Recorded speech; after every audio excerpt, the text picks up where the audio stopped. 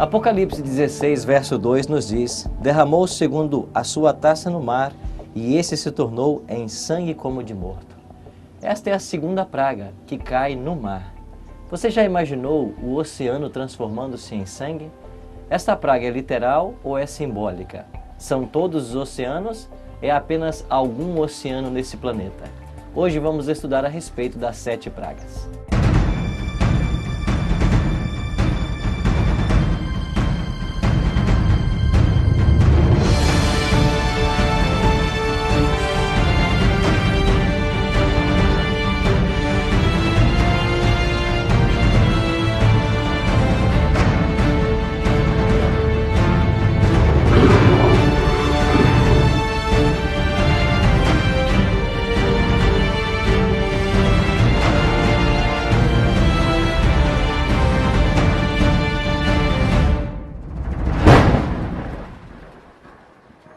Olá amigos, sejam bem-vindos mais uma vez ao estudo do livro do Apocalipse. Para mim tem sido uma satisfação poder estar aprendendo um pouco mais com vocês a respeito desse livro tão extraordinário.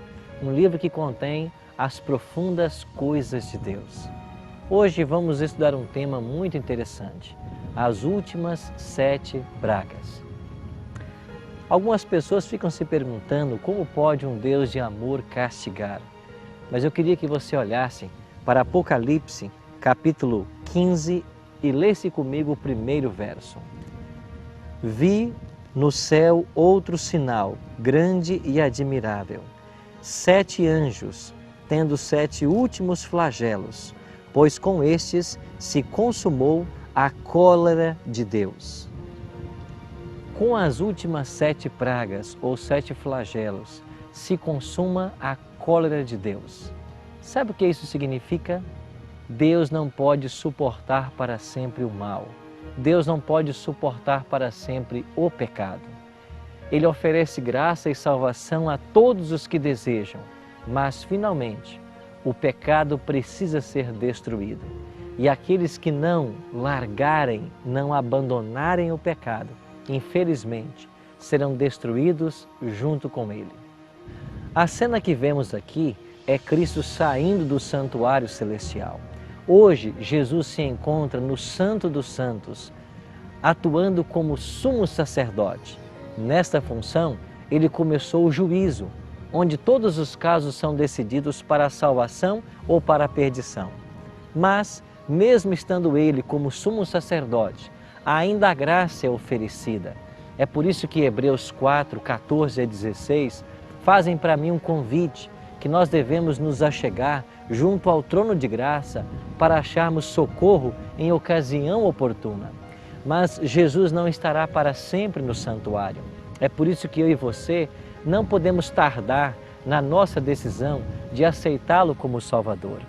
Olha o que diz Apocalipse capítulo 15, no versículo 8. O santuário se encheu de fumaça procedente da glória de Deus e do seu poder, e ninguém podia penetrar no santuário enquanto não se cumprissem os 7 flagelos dos 7 anjos. Quando Jesus deixa o santuário se enche de fumaça e lá fora há 7 anjos o aguardando. Cada anjo tem uma taça e Jesus enche essas taças e elas agora devem ser derramadas sobre a terra. Cada taça, ao ser derramada, é uma praga que cai sobre a humanidade, sobre os ímpios. Leia comigo então o relato da primeira praga, Apocalipse capítulo 16, verso 2. Saiu, pois, o primeiro anjo e derramou a sua taça pela terra, e aos homens portadores da marca da besta e adoradores da sua imagem sobrevieram úlceras malignas e perniciosas. Amigo, amiga, sabe qual é a primeira praga? Úlceras malignas e perniciosas atingirão aos portadores da marca da besta e da sua imagem. Já estudamos aqui que o selo ou a marca de Deus é o sábado e, por extensão, sua lei. Isso significa que a marca da besta é aquilo que hoje está sendo colocado no lugar do sábado. Sem dúvida alguma, o domingo, quando ele for uma imposição civil, todas as pessoas que preferirem santificar o domingo ao invés do sábado estarão sendo seladas em sua fronte ou em sua mão. E estes, se não se arrependerem, se não se voltarem para Cristo, eles passarão por esta primeira praga e estarão eternamente perdidos. Leia comigo agora a segunda praga. Apocalipse 16, verso 3. Derramou segundo a sua taça no mar, e esse se tornou em sangue como de morto, e morreu todo ser vivente que havia no mar. Você já percebeu que nós estamos numa ilha? Esta ilha está cercada por água do oceano. A segunda praga nos ensina que a água do oceano, ela vai se transformar em sangue. É claro que esta praga não é universal, ou seja, não serão todos os oceanos do planeta, mas em alguma parte desse planeta, as águas do oceano se transformarão em sangue. Esta é a segunda praga. Acompanhe comigo agora a terceira praga. Apocalipse 16, verso 4. Derramou o terceiro a sua taça nos rios e nas fontes das águas, e se tornaram em sangue. Sabe o que significa esta praga? Que a água potável em várias partes da terra se transformará em sangue. Imagine o desespero que os ímpios passarão ao buscarem água para dessedentar sua sede e encontrarem sangue. Por que acontece essa terceira praga? O Apocalipse explica. Versículo 5. Então ouviu o anjo das águas dizendo: Tu és justo, tu que és o santo, pois julgaste estas coisas, porquanto sangue derramaram dos santos e profetas, também sangue lhes tem dado a beber, são dignos disso. Sabe por que nesta praga os ímpios bebem sangue? Porque eles derramaram sangue dos mártires, dos fiéis filhos de Deus, de pessoas que temiam e amavam a Deus. Agora eles bebem sangue para que se lembrem de suas injustiças. Agora acompanhe a quarta praga. Apocalipse 16, verso 8. O quarto anjo derramou a sua taça sobre o sol e foi dado queimar aos homens com fogo intenso. O sol vai aquecer, nós não sabemos quantas vezes mais, mas a Bíblia é clara em dizer de que os homens terão sua pele queimada, ou seja, abrasada pelo calor do sol. Acompanhe comigo a quinta praga. Versículo 10. Derramou o quinto a sua taça sobre o trono da besta, cujo reino se tornou em trevas, e os homens remordiam a língua por causa da dor que sentiam, e blasfemavam o Deus do céu por causa das angústias e das úlceras que sofriam, e não se arrependeram de suas obras. Você percebe que quando a quinta praga é derramada, os efeitos da primeira ainda são sentidos? Isso nos mostra que as pragas serão derramadas numa ordem sequencial, uma após a outra. E a quinta praga são trevas sob o trono da besta.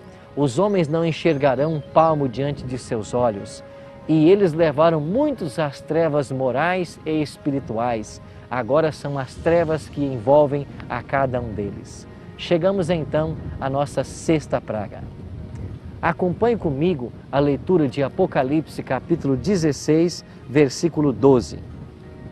Derramou o sexto a sua taça sobre o grande rio Eufrates, cujas águas secaram, para que preparasse o caminho dos reis que vem do lado do nascente do sol. Esta sexta praga derrama-se sobre o rio Eufrates. Para entendê-la, nós temos que voltar ao sexto século antes de Cristo, quando Ciro, o grande líder do Império Medo-Persa, desviou as águas do rio Eufrates e invadiu a cidade de Babilônia e a tomou na noite de 13 de outubro de 539 a.C. Ciro é um tipo de Cristo, e assim como o rio Eufrates teve suas águas secadas para que Ciro derrotasse a Babilônia, agora as águas do rio Eufrates voltarão a ser secadas na sexta praga para preparar o caminho dos reis que vem do nascente do sol. Cristo e seus anjos são estes reis, e eles voltarão em glória e majestade. E a sétima praga, os eventos que nela acontecem, já falam de eventos e de acontecimentos sobrenaturais que mostram a chegada do Filho de Deus. Acompanhe comigo em sua Bíblia, Apocalipse 16, a partir do versículo 17.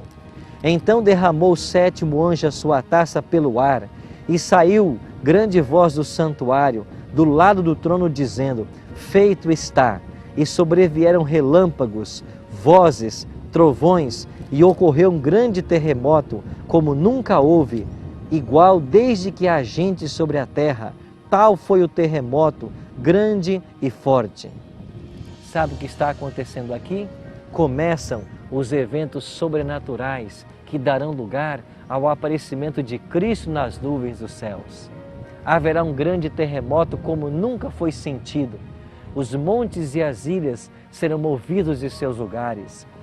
A água dos oceanos vai subir, vai invadir as grandes capitais desse mundo, e nós testemunharemos fenômenos extraordinários, jamais vistos. É Cristo voltando em glória e majestade. E enquanto os ímpios estão sofrendo a dor e o sofrimento das últimas 7 pragas, os salvos estão protegidos e guardados pelo céu, aguardando que o seu maravilhoso Senhor apareça nas nuvens. De que lado você quer estar? Só há 2 lados. Aqueles que sofrerão o dano das pragas e aqueles que estarão prontos para receber a Jesus, que voltará com todos os anjos dos céus. Você pode estar do lado certo.